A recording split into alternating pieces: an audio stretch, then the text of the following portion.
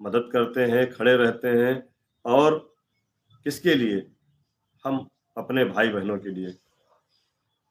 हमारे ब्लॉक के शिक्षा मित्र कमेटी के साथी, जितने भी हमारे शिक्षा में साथी हैं, वह भी लगातार हम लोगों के साथ कंधे से कंधा मिलाकर खड़े हैं और एक अपनी आवश्यक और जरूरी हक की लड़ाई लड़ रहे हैं। और ये लड़ाई हमें सफलता इसमें हमको मिलेगी, ये कहने में हमें कोई भी अफसोस नहीं है। अच्छा, आते हैं साथियों मुद्दे की बात पर। जैसा कि आप लोगों ने देखा कि पिछले रविवार को हम लोग गोरखपुर गए, वहाँ कई लोगों से मुलाकात हुई।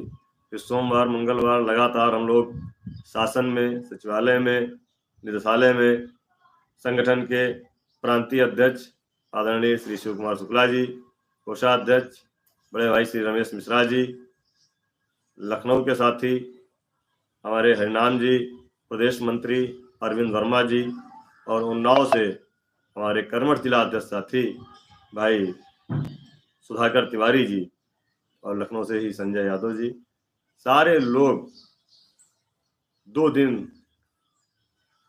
मुलाकात का दौर चला। सम्मानित अधिकारियों से मुलाकात हुई, तो ये हुआ कि प्रस्ताव 1-2 दिन बाद चला जाएगा। ये उम्मीद हम लोगों को थी कि शुक्रवार तक प्रस्ताव हमारा चला जाएगा, लेकिन कुछ कारण ऐसा रहा, अभी हम बताएंगे उसको, कि शुक्रवार तक प्रस्ताव क्यों नहीं जा पाया।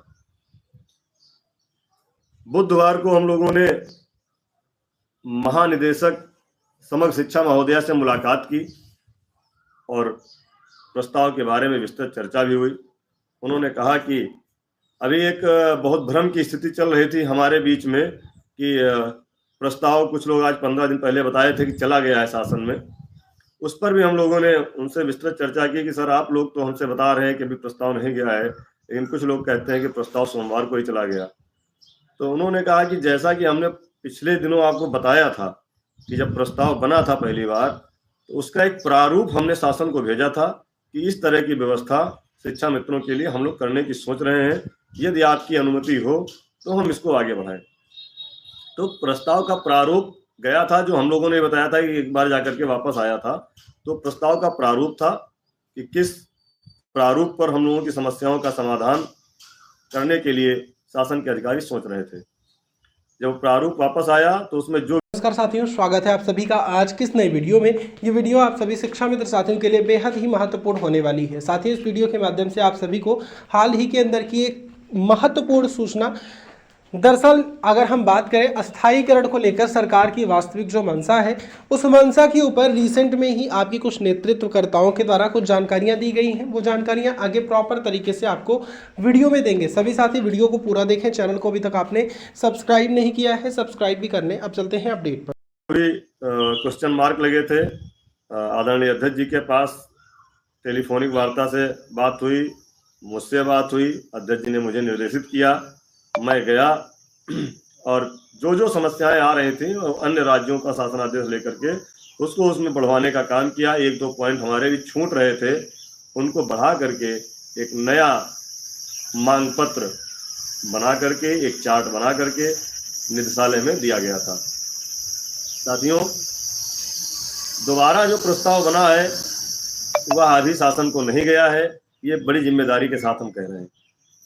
वहीं महानिदेशक महोदया ने स्पष्ट भी किया, जब हम लोगों के द्वारा कहा गया, आदरणीय अध्यक्ष जी ने भी कहा कि सर, आचार संहिता लगने वाली है और पूरे प्रदेश के शिक्षा मित्र बहुत परेशान हैं और सब ये चाह रहे हैं कि जो भी कार्य हो हमारा आचार संहिता के पहले आदेश हो जाए।